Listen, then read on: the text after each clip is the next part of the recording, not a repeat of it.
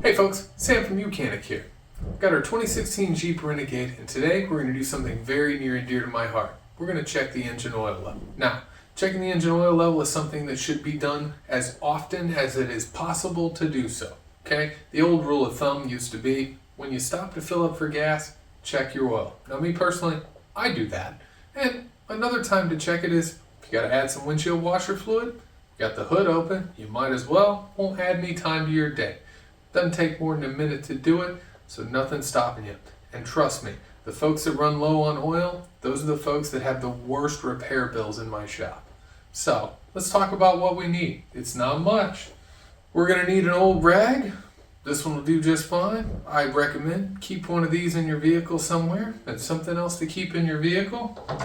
Just a small compact funnel, so in case you're a little bit low, you can add some oil right there and move on with your day without interruption. All that being said, let's get started. All right, folks, here we are. We're up under the hood of our 2016 Jeep Renegade, and we're going to do my favorite thing, checking the oil. All right, so this is our engine oil dipstick. Usually engine oil dipsticks are a bright yellow color. Not on all vehicles, but definitely on this Renegade, it is. So what we want to do is we want to give this thing just a few gentle twists back and forth to make sure that it's loose from the stem here. And once we do, we pull it up a little bit, and always and forever, we don't even look at it. We immediately start by wiping it off. All right, if you don't wipe it off, I promise you're getting an inaccurate level.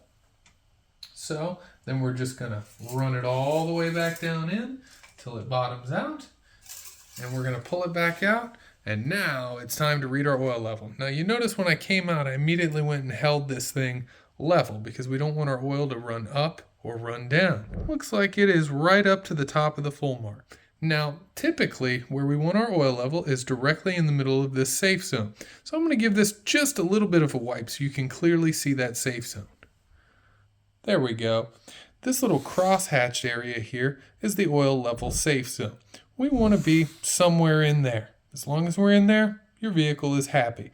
If it gets low, start by adding a half a quart at a time, waiting 30 seconds after you add your half quart, then wipe your dipstick and recheck. If it's too high, maybe consider going complete oil change or attempting to remove a little bit of oil from the vehicle to bring it back down into this safe zone.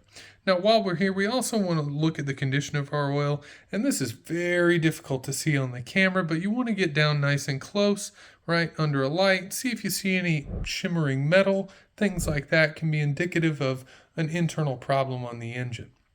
But I don't see anything, so we're going to put this dipstick right back in. I almost forgot. Something you want to do, especially with these Fiat Chrysler vehicles, I like to get a little bit of the oil between my fingers here, just wipe it off the dipstick, then come up here to this little rubber gasket and just wipe that oil on that rubber gasket. This will save you the horrors of having a dipstick stuck in the tube. We'll throw it back in there, and that's how we check our oil. Now, if we need to add it, of course, we were being good, and we keep our little funnel somewhere in the vehicle with our shop rack.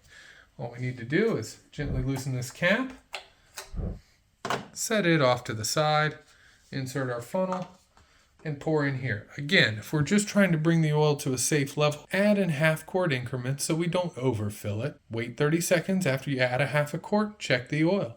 If it's in the safe zone, stop adding oil. Go ahead and put your cap back on.